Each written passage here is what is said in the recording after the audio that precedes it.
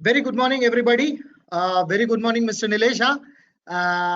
I first of all would like to thank you and welcome you on behalf of HDFC Securities, all the retail investors who are eagerly waiting to participate and listen to you, especially on a full action-packed day today.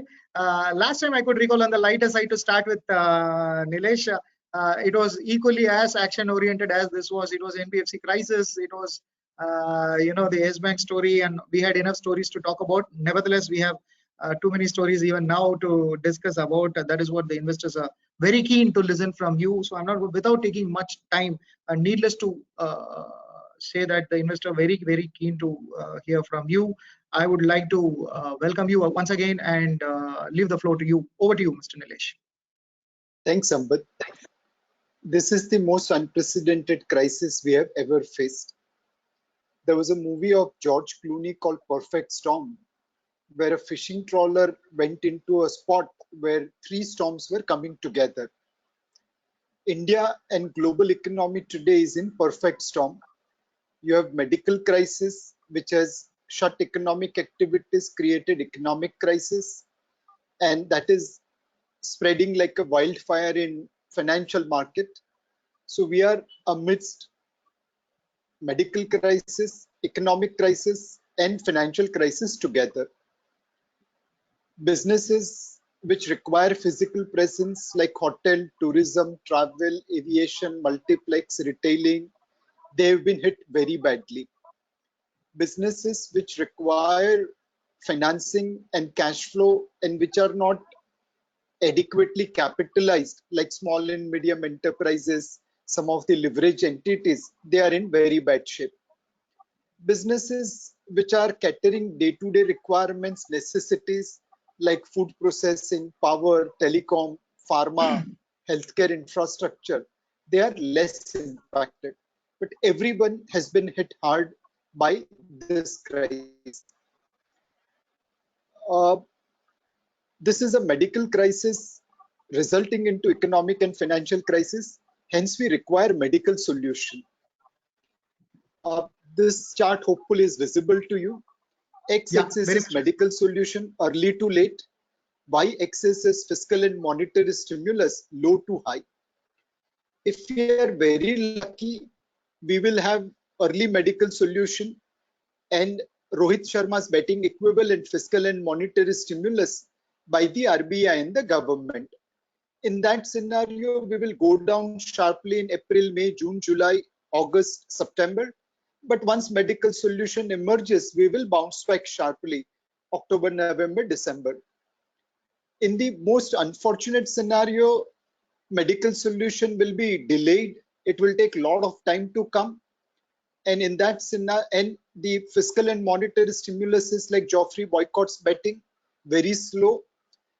In that scenario, economic recovery will be very shallow. We will fall sharply, but we won't recover. The recovery will look like L-shaped. Now, between V and L, all alphabet lies. It will be fair to say that till such time we get medical solution, this crisis will not come to an end, and we cannot say for sure markets have bottomed out. The next question then comes that should we sell everything right now, move into bank deposits and wait for medical solution to emerge? Well, that will not be a right strategy because market is already discounting the three storms raging together. It is already discounting that medical solution can be delayed. It is already knowing the negatives of COVID-19. So effectively, it is not that market does not know what pain we are going through. If actual pain is more than what is discounted by the market, markets will fall. If actual pain is less than what is discounted by the market, markets will rise. If you remember, post 9/11, New York Stock Exchange shut down for a few days. And when it opened, aviation sector crashed to the bottom. People were fearful that planes will not fly anymore, or there will be more soldiers on plane than passengers. and that fear pushed aviation sector right at the bottom. Over next 1 month, aviation sector became the best performing sector because the fear which market discounted from zero flying to soldiers full plane flying was proven incorrect, and hence aviation sector did very well. So it will not be a prudent strategy to sell everything now, move into cash and wait for medical solution to emerge, because who knows when medical solution will come. The next question then comes, what should we be looking to invest, or how should we be looking to invest? Now again, I would like to draw your attention to this chart. We expect market to move like a pendulum. Whenever there is good news on fiscal stimulus, whenever there is good news on monetary stimulus, whenever there is medical breakthrough, whenever number of infections are lower, number of deaths are lower, markets will swing positively. And in absence of that, market will swing negatively. We expect markets to swing between hope to fear, pessimism to negativism, depending upon news flow. The third factor which I would like to bring to your attention, that India's 10-year market cap to GDP ratio is about 76%. As we speak today, we are trading in the range of somewhere between 52 to 57%. Our bottom market cap to GDP ratio in 2008 crisis was 43%. Now, when you are buying at 50 to 55% market cap to GDP ratio, you are buying at a reasonable discount from historical average, but it is still at a reasonable premium to historical bottom. Now, we don't know for sure whether markets will go to historical bottom or not. It did went in the month of early April when Nifty touched 7,600 and market cap to GDP ratio was 47%. But will it go this time also? Who knows? It will be fair to say that this is the level to buy rather than sell, because it's way below its historical average. At the same time, it is not worth buying lump sum because it is still at a premium to its historical bottom. The best way will be to average yourself into market by buying in multiple tranches and keeping some dry powder when medical solution emerges. So effectively, this is medical crisis, requires medical solution. Once medical solution emerges, markets and economy will bottom out. Intersection of medical solution and fiscal and monetary stimulus will determine when that bottom happens. At current market cap to GDP ratio, it is time to buy because it is discount to historical average. 55 versus 76 is a good level to buy, but one should not buy in lump sum because the bottom of the market was at 43% market cap to GDP ratio. So our recommendation will be to buy on a piecemeal basis in multiple tranches in a falling market, so that we can average whenever market is fluctuating, whenever market is correcting. One question then will come, should we buy large cap, mid cap, small cap? Well, today market has become a time travel machine. You can go back 4 years to buy large cap as Nifty is trading at 2016 level. You can go back 6 years to buy mid cap because Nifty mid cap 100 is trading at 2014 level. And you can go back 9 years to buy small cap as Nifty small cap index is trading at 2011 level. Very rarely in life you get this time travel opportunity where you can go back 4 years, 6 years, 9 years to buy this kind of market. Normally post correction, large cap moves first. Mid caps and small cap takes time to move. So if you are conservative investor, go for large cap stocks, safer stocks. If you are aggressive investors, you can go for small and mid cap. If you are average investor, then go for blend of large, mid and small, like multi-cap funds. Then next question comes, should we go into very safe stocks like FMCG, pharma, technology, or should we take risk and go into commodity companies, metal companies, real estate companies? Well, whichever sector you choose, please remember that in a sector, one could be HDFC Bank, other could be Yes Bank. So within sector, you have to choose the right promoter. Second, avoid leverage company. If you invest into leverage company and this crisis is elongated, then equity will be written off in no time. Let's take, for example, two hotel companies, one with 30% equity, 70% debt, other with 100% equity. Now, because of this crisis, first hotel company's equity can be written off in 3 to 6 months. The entire asset value of that hotel will only go to the lenders. But in the second case, their equity value will come down by 50, 60, 70%. But the asset value of hotel will remain for the equity shareholders. And over a period of time, when business is recovered, that equity can come back to 100 or even go beyond that. So avoid leverage company across all sectors, because that's where maximum risk is there. Equity can be written off in leverage sector.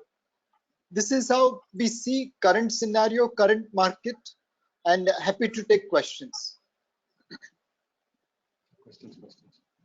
So yes, Nilesh, I have enough questions already coming in, but certainly it won't be that tough like what we did last time. We came out with Ritik, we came out with a lot of new concepts. I still remember the last webinar we had, we got a lot of positive response at that time as well. So just to summarize, I think there were a lot of insights, Nilesh, as usual, as expected from you. The range bound, that exactly what you're trying to tell here. It's going to be range bound, the market is what I can see here from you. Then there is average buying out. You're saying that, you know, if you have dry powder, you know, you need to store for it, because health and wealth, as you rightly said, the storm, all three storms coming into it, the George Clooney movie.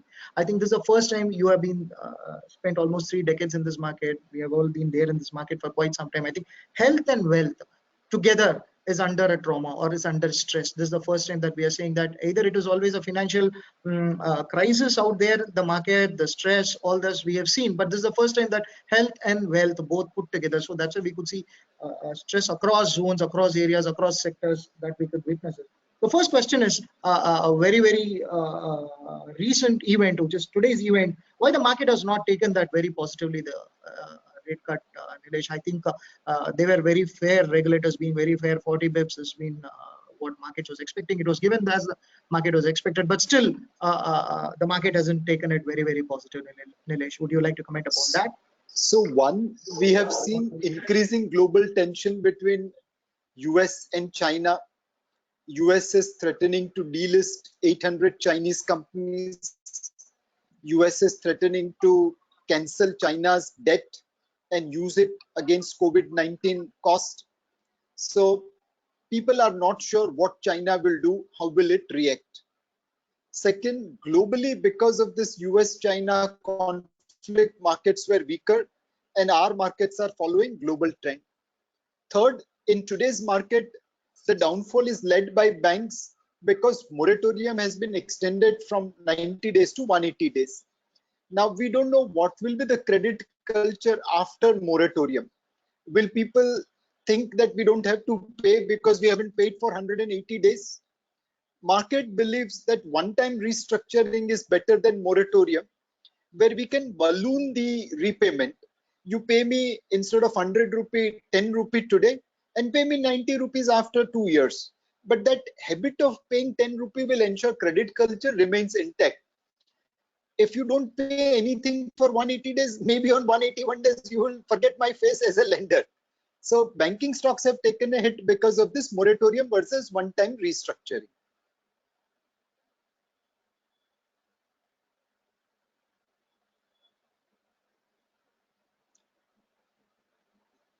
Sampath, I'm not able to hear you. So am I audible now? Yes, yes.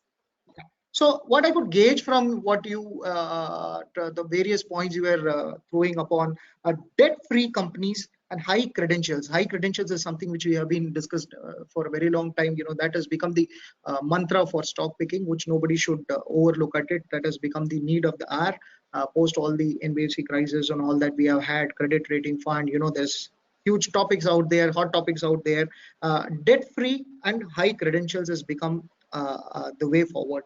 But at that same time, having these two in the mind, do we need to forget the valuations, the high PE, all those also need to be overlooked? Or is this the only thing you're saying that we need to look at? Or for time being, the current situation is allowing you to overlook these factors as well, Nilesh? Can you brief that, please? So, Sambat, life is never so simple that it can be defined by one factor. You'll have to look at growth, you'll have to look at valuation, you'll have to look at ownership, you'll have to look at management's vision and execution. Essentially, there are multiple factors which goes together to determine whether a stock is worth buying or not. Leverage is extremely important in today's environment, because if for 3-6 months your business doesn't run, your revenue comes down to zero, but your interest meter starts running, it can wipe off equity in no time. And which is why right now leverage is critical. I must invest in those companies which after the downturn will survive and will be standing. If I invest in a company which is going to die during this crisis, there's no way I can make money when upturn comes. And which is why I focused on leverage. But it does not mean that management quality, growth potential, earnings, over ownership, under ownership, valuation are not important. They are equally important. But right now, focus on leverage. If you invest in a company which is going to survive the downturn, you have opportunity of making money at a later date. But if you invest in a company which has best valuation, best management, best growth potential, but the leverage killed it, then you won't be able to make money as a shareholder. Okay, that was very loud and clear. Not compromising on one other values. All these play a very key role. I do accept that on that. So Nilesh, coming to that point which you mentioned, in 2011, the US aviation stocks. Have you not something very seeing similar situation? Despite the crisis across the world, US market, if you see, it's just 5% less than Nasdaq is just on the 52-week high or the all-time highs. Overall, 5 to 10-15% is what the entire markets are closer. It's just nearer to the all-time highs. So on one side, we are saying we are worried. We seem to be worried, but the market reflects a different one. We're not able to correlate. That's few investors do raise that, and it's a genuine question. I feel. So let me tell you the reasons why markets are not falling as much as they should have fallen. One, central bankers are right there at the forefront of COVID-19 war. They have cut interest rates, they have provided liquidity, they have intervened in the market, they are buying weaker assets right now in fixed income market, but they could be buying equity also. Already central bankers own about $1 trillion worth of equity out of roughly about $60 trillion of market cap. It's a small number, but incremental purchase of $1 trillion of equity is a fairly big number. So central bankers' support is providing a kind of floor to the market prices. Second, governments have also started taking corrective action. Most governments' fiscal stimulus package is anywhere between 5% to 20% of GDP. They are also putting a floor up to which this prices can fall. The third thing is focus on medical solution. Today, there are multiple drugs which are being tested for medical solution. For example, in India, we started with hydroxychloroquine, an anti-malaria drug, with anti-AIDS drug called lopinavir. Now we have moved to hydroxychloroquine with erythromycin. This is also being tested in human trial by Novartis. There is anti-Ebola drug called remdesivir, which is being tested in phase 3 human trial for coronavirus patients. There is a Japanese drug called Favipiravir. It's an antiviral drug that's also in phase 2 trial for coronavirus. There is anti-leprosy drug called Sepsivac, which is in phase 1 trial for coronavirus. There is anti-arthritis drug called Kevzara of Sanofi, which is in phase 2 trial. It would have moved to phase 3 trial as I speak. There is another drug called Actemra by Roche, which is also being tested for COVID-19. So somewhere between all this combination of drug, there will be some opportunity. In Bangladesh, they used anti-parasitic drug called ivermectin and doxycycline for treatment of patients. That also has produced good results. On the other hand, on vaccine side, there has been combination of news. Moderna vaccine, now whether it's real or wrong, we don't know, but it has provided some information. University of Oxford and AstraZeneca vaccine has also given some positivity. Pfizer, Novavax, In Vivo, Gilead, Johnson & Johnson, CanSino Biological, Sinotech Bio. These are all the companies whose vaccine we keep on hearing news. Now, how much of this is real, how much of this is fraud, we don't know. Only medical person will be able to tell. But because of all this news, market is believing that medical solution will emerge. And combination of this medical solution through drug and vaccine, fiscal stimulus and monetary stimulus is allowing markets to stabilize at current level rather than lower level.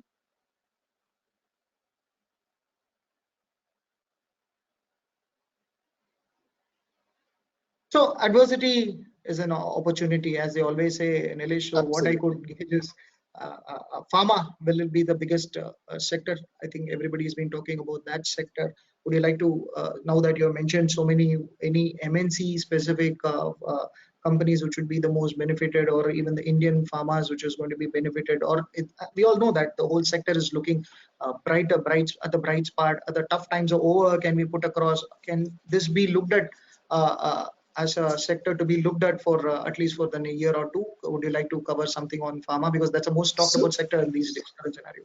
In pharma, obviously stocks have done very well, and we'll have to differentiate pharma companies. On one side, you have companies which are catering only to domestic market.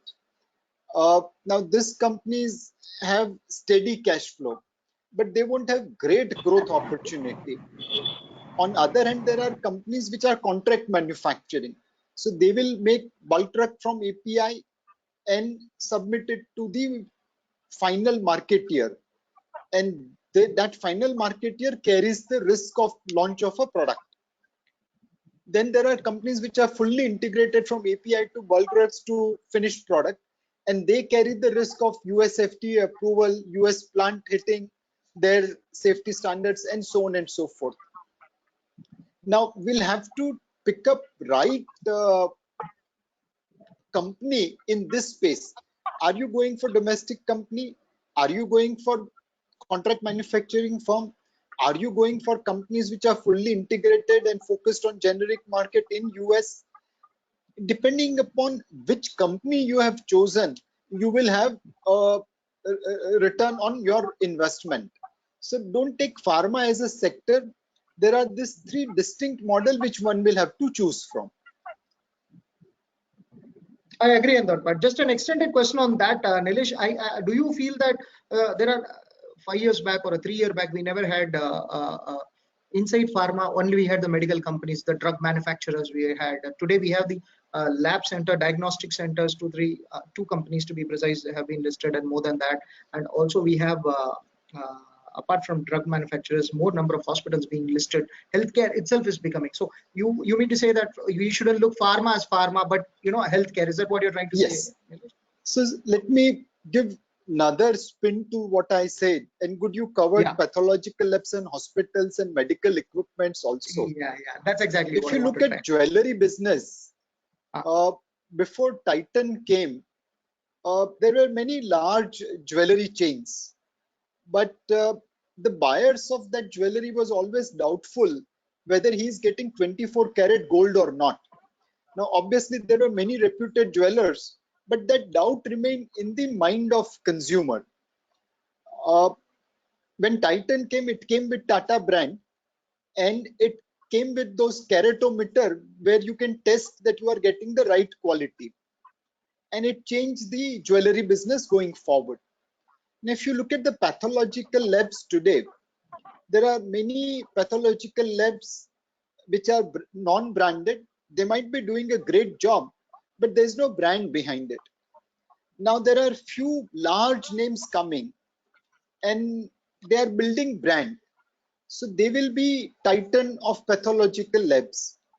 Now in pathology labs, as per market rumors, market gossip, we also know that there are kickbacks and commissions. When this large companies come, in corporate culture, kickbacks and commissions won't be there. They will attract customers on their branding and pricing. Now over a period of time, if one of them becomes like Titan, where people go because of the brand and quality, they will attract business from unorganized sector in pathology labs. Now this is the long-term play on pathology labs. You have to choose who will be the Titan of the pathology. They will gain market share. They will have great advantage because of their quality and branding. That's how one will have to look at the scenario. Very well explained. Very well explained, Nilesh. I'm sure they would have been happy to hear that, finding the Titan in the pathological diagnostic center as well. What about specifically to your funds, Nilesh? Any reshuffling or cash level positions? Also, the most talked about topic on credit. We'll come to that. Towards the end, we can touch upon that. But currently, any reshuffling in your funds or any cash level? So, Sampath, we don't take cash call. I remain fully invested because my job is to outperform benchmark index. I'm not here to generate absolute return. If index goes 30% down and I'm down 20%, I think I have done a great job. So we are not here to generate absolute return. We are here to generate a relative return, and hence we don't take cash call. But across our portfolios, if you see, we are now completely out of microfinance institution because we believe microfinance will have tough time. We are out of commercial vehicle financing because we believe there will be a lot of problems. We are out of real estate and construction companies. When I say construction, more into road construction, not L&T kind of construction. We are moving across our portfolio into non-leveraged entities or moderately leveraged entities. We are also moving towards what can be called as bigger is better. We want to stay with the larger names rather than with smaller names. We want to stay with leaders in their segment rather than number 3, number 4 players in that segment. We want to be with leader rather than challenger. These are all kinds of things which we have done. We are overweight telecom. We are underweight financials. We are overweight cement and materials. We are underweight real estate and construction. We are overweight, we are marginally overweight pharma, but I wouldn't call it large overweight, just marginal overweight. We are marginal underweight tech, again, not large underweight, but marginal underweight. We are neutral on FMCG, again, valuation concern. But overall, if you see the portfolio, it is tilted towards bigger the better, non-leverage, moderately leverage, and companies which we believe will survive the downturn due to their strong balance sheet. This 3 months, I think we are focusing far more on balance sheet than profit and loss account. Normally, we start with P&L and cursory look at balance sheet. Now we start with balance sheet and cursory look at P&L. Great. So I was just very, very eager to hear that FMCG. I think you said neutral. So I was very glad to hear that. I think you have maintained your stand. Last time also you did say that concerning on the valuations, you did maintain a neutral call on that. I'm very glad to hear that as well, Nilesh. Also, what do you feel, Nilesh? We know that banking is certainly under stress, but in the banking space, like we discussed in pharma, the pathology labs and the hospitals as a healthcare. I think what today we are seeing BFSI space was not what it was 5 years back. Earlier, it was only private sector or public sector, and you had the options. Today, I think there are life insurance companies being listed, more companies and health insurance companies being coming into this space. And insurance has become the need of the hour or the talk of the time. Being a distributor, we get a lot of queries. Even now, the queries have increased on how they can increase their health space and how they can increase their term policy. So we ourselves are getting a lot of inquiries on this. So insurance as a space, do you think there will be a much better pull on this post this COVID? Is there something positive to do in that space? Do you feel? So in financial services, while on one side you have banks and NBFCs, other side you have insurance, asset management companies, and rating agencies, and those kind of non-fund services, financial services. Now, if you look at general insurance, this year they will collect premium for 12 months, but because of the lockdown, they will actually have to carry claims for just about 330 days, because other days there was no activity, there won't be any claim. Now that straightway increases their margin. Second, everyone who had not bought a medical insurance now will be going and buying it first. That will be their priority. Straightway adds to the general insurance, which are specialized in providing healthcare services.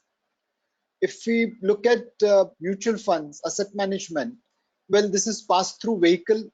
They have much higher ROEs, and even in this downturn, they can continue to garner market share and continue to grow. So undoubtedly, compared to fund-based financial services, non-fund-based financial services looks far attractive. And with the current scenario, they will have better growth opportunities in days to come. So financial services, while we are underweight, we are overweight non-fund-based financial services, especially general insurance. I'm sure we also had the similar view. The distributor or the customer behavior on the financial products space is hinting towards that. We are the kind of inquiries, they come and log in and chat with our chatbot, chat with our customer service executives, chat with our RMs, and inquiry about the health insurance space. We are also seeing that, Nilesh. I think what you are also echoing is the same consumer behavior, which is good for that industry as well. So investors have got phenomenal confidence in your schemes, and we are seeing that the select mid cap has been continuously flaring really well. Specific to your schemes, would you still say that customers should cling on to it, or increases SIP or start his SIP? I mean, if I have to ask you straight, what are the 2 schemes or 3 schemes you're going to talk about and you're going to put across for the retail investors? So Sampath, a lot of people have come back saying that should we stop our SIP because it has given negative return over 3-year period. Now, I have just taken one scheme of ours, Kotak Emerging Equity, which is a mid-cap fund. In the month of January 20, on 31st Jan 20, 12-month SIP return was 27%. And it generated 14% more return than the benchmark index. Now, by March, everything collapsed. The 12-month SIP return from plus 27 became minus 41. Of course, it still added 10% alpha over benchmark return, but it was minus 41% return. On 30th April, when markets had recovered a bit, it became minus 21% from minus 41, and alpha was still 8%. Effectively, in just 4 months, we swing from plus 27 to minus 21. Now, this is the nature of the SIPs, this is the nature of the market. Markets will go up and down, SIP returns will swing from positive to negative. If you don't buy today when it is attractive to buy, then when market moves higher, when market becomes better, your returns will not look good because you didn't buy at the bottom. Our recommendation is that please continue your SIP. This is level to buy. Against historical average of 76, you are buying at 52 to 55% range. Of course, it can go down to 43% also if we go and touch historical low of 2008.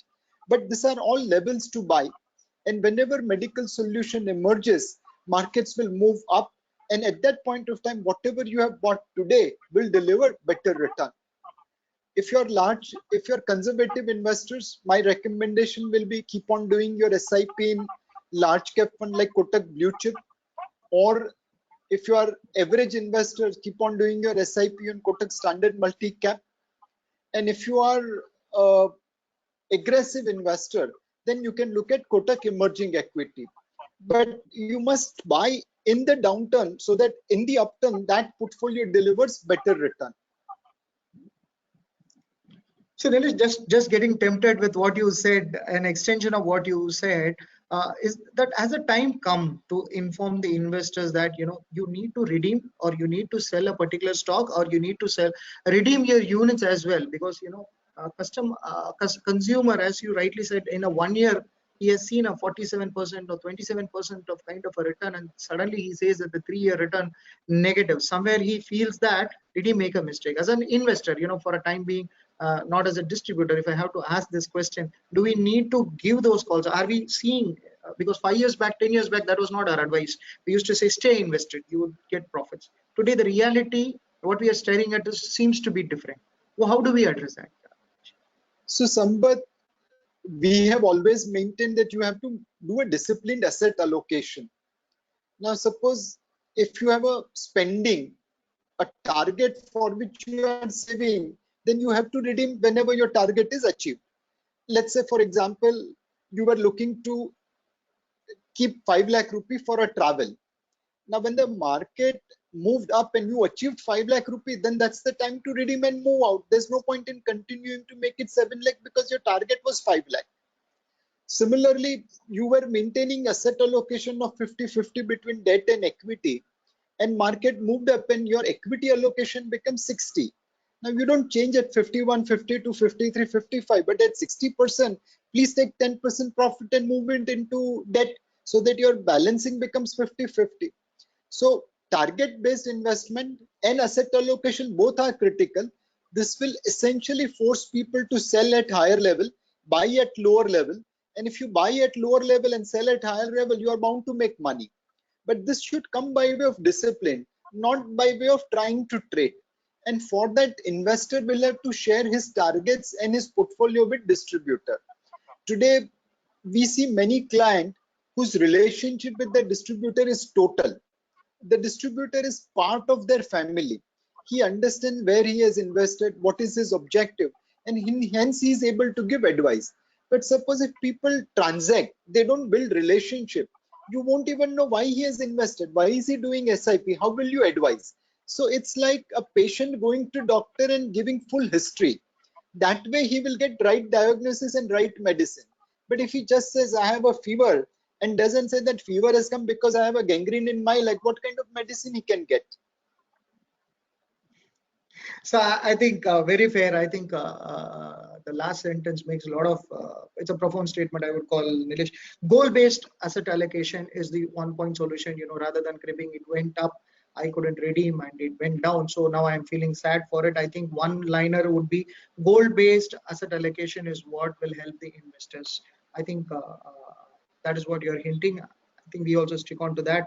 We should have more strong propaganda towards that, like what we did SIP for some time, and today we are successfully. One last question before we wrap up, and we would certainly like to hear your closing remarks before we close. How was the SIP inflows, Nilesh? Could you please brief the pattern? Is there a reduction in the closure? Is there a closure of SIP happening? If it's happening, then is it happening in the mid cap space, or is it in the small cap space? Or is it a thematic, or is there an increase in the large cap space, Nilesh? Sampath, there has been undoubtedly SIP closure as well as SIP pause. There is no denial that there are many investors who are facing financial pressure. They are stopping their SIP because their jobs are lost. They are stopping their SIP because their business needs money. And they are pausing their SIP because today they have financial emergency. So on one segment of society, we are seeing SIP pause as well as SIP stoppage because of financial emergency. There is a very small segment of investors who have come directly and who did their own SIP Now they are stopping because of maybe negative return on their portfolio. Whether they are stopping for financial emergency or negative return, we can't tell with certainty.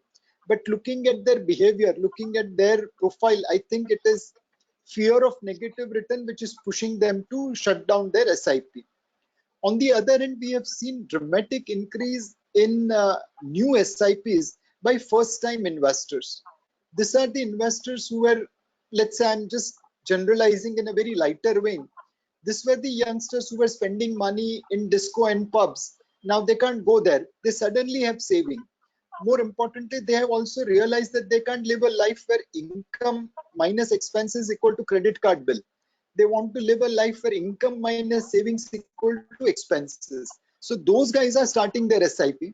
Between this three combination, one, new investor coming to invest, old investor redeeming because of negative return, old investor redeeming because of financial emergency, we are seeing, let's say, about 3 to 4% drop in SIP collection.